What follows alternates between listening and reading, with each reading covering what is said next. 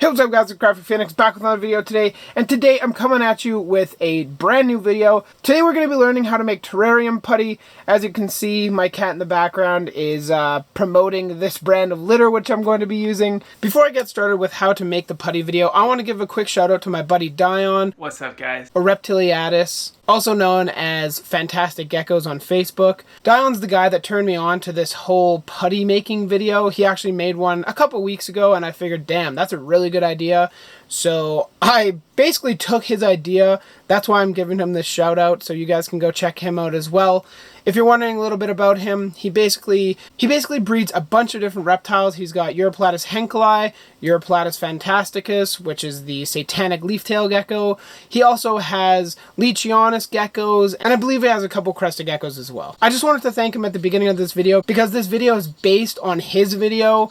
I did a little bit different, but not much. So if you guys want to go check him out, I'll leave the link to his video in the description, as well as a link to his YouTube channel and his Facebook page.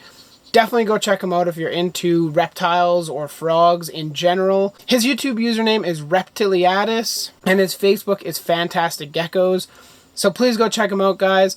Make sure when you go over to his videos and hit subscribe that you let him know that I sent you. I think that'd be really cool to see how many people I can get over to his channel. So please go check him out and subscribe to his channel. Thank you very much, Dion. I hope you're watching this. With that being said, let's move on to how to make Vivarium Putty. This is Odor Buster Original. It is 99.9% dust free. It's chemical and perfume free. It's all natural. That's what you're going to be looking for. Ideally, this is the brand that he used, so this is the brand that I'm using. You don't have to use this brand, just look for the most natural kitty litter that you can possibly find. Next, at the bottom of the screen here, you see some peat moss. It's just some sort of soil additive that you need. It doesn't necessarily have to be peat moss.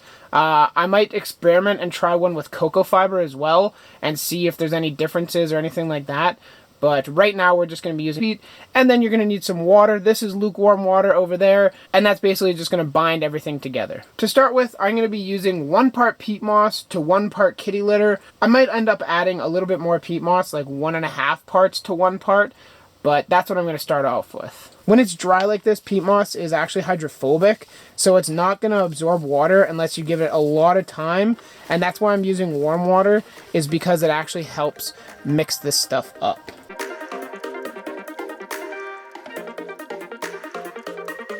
So there's your peat moss, all broken up, all mixed into a nice, I guess, powder form. Now it's time to add the kitty litter. So I'm going to mention that this terrarium putty really only works for very humid terrariums, simply because I'll try and get the pictures that Dion sent me, but in very dry climates where it's not going to be all that moist or anything like that, it actually tends to crack and can reduce the stability of it.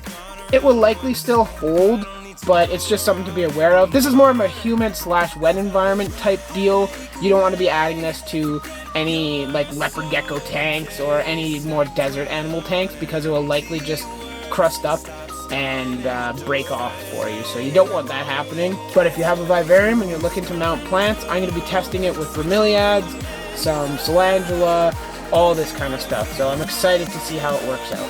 For the soil additive that you're going to want to add, you've got to make sure that it's vivarium safe, so you don't want to be adding any potting mix or anything like that, because that would not be a good idea.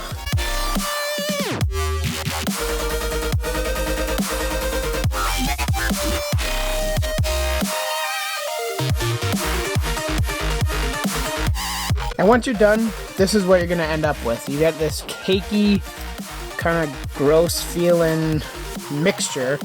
And it's basically a clay that you can use to adhere stuff in your tanks.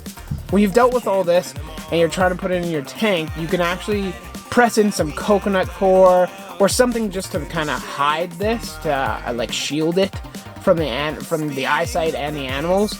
That's probably what I'm going to do. I'm probably going to stick some coconut coir in it, but I think this is an awesome idea. You guys can see it nice and close, so there you go. That's what it looks like in the end. So enough of making it. Why don't we go put some of this stuff into one of the dart frog tanks, and then I'll show you what I'm going to do with some mosses that I have. Here's the moss that I'm going to be using. This is Salaginella. This is rainbow Salaginella, I believe.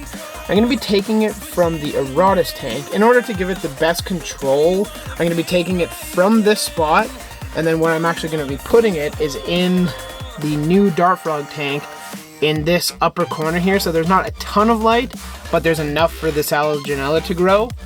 I might later on in the future, when I have some more cuttings of it, I'm hopefully going to use some of the Ficus pumila quaestorifolia right there, the oak leaf fig. If this works out well, I'm going to be testing a whole bunch of other plants, and we'll come back with a report in another video.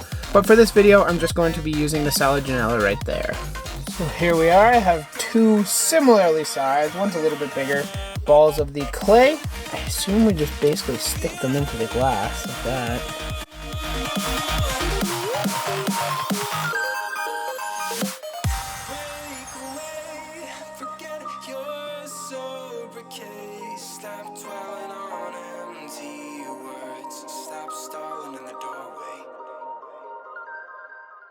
Basically what I'm going to do now is plant them.